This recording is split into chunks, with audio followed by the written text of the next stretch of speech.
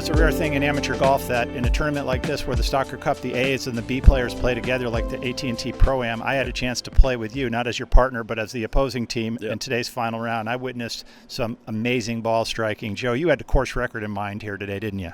I did, yeah. I got off to a nice start with a few birdies quickly and made a few good putts on the par threes, a couple nice 2 bombs, and anytime you can sneak a 2 out here, there's a few par 5s you can get to. So with the greens rolling this good, and I thought it was in sight for a little while, yeah. Yeah, and we talked about your 5-iron on 13 in the preview, and I got to see not the 5-iron, but I saw a 4-iron that was to 3 feet from 250, and you made the eagle putt. At that point, was that when you started thinking course record and maybe I could win this thing?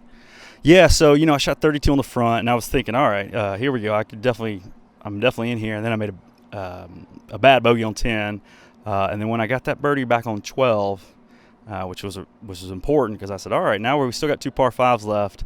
I'm sitting at 4 under. I knew if I hit a good shot in there with that traditional pin on 13, it would come back off that slope, and it did that. And yeah, so you knock that in, all of a sudden you're 6, and 17 is a birdie hole, even with that back right pin. And yeah, it was in sight, and I was swinging at it well, so I felt like I'd give myself a few opportunities coming in as well. You did, and actually you ended up making birdie on the hardest hole in the course on 15, which was a ridiculous shot you hit in there to tap in, right? Yeah, it's actually the furthest I've been away on my second shot all week. That's unbelievable. Yeah, 3 birdies on 15, folks. That can be done. The hole can be done.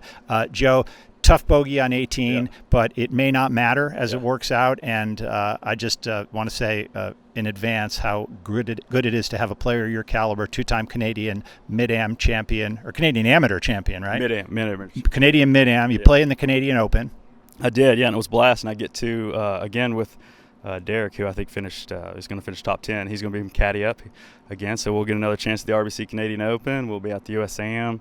Obviously the Mid-Am again, so we've got a lot of cool stuff coming up the next year. Good. And I saw you really also thinking of the team with George Kelly. You wanted to help push that over the top. Tell me about playing with George and your camaraderie that you've established with him, and he's the tournament founder.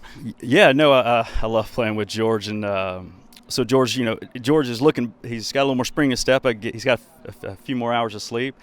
So we started playing better, started a little ham and egg in it a little bit better today, and then we got on a run, and that team event's important too. I mean, when you play with a guy who's started the tournament, you want to win it for him. And so, yeah, unfortunately all week, Pete, I've been making birdie on his stroke hole, so he hadn't got to help a ton.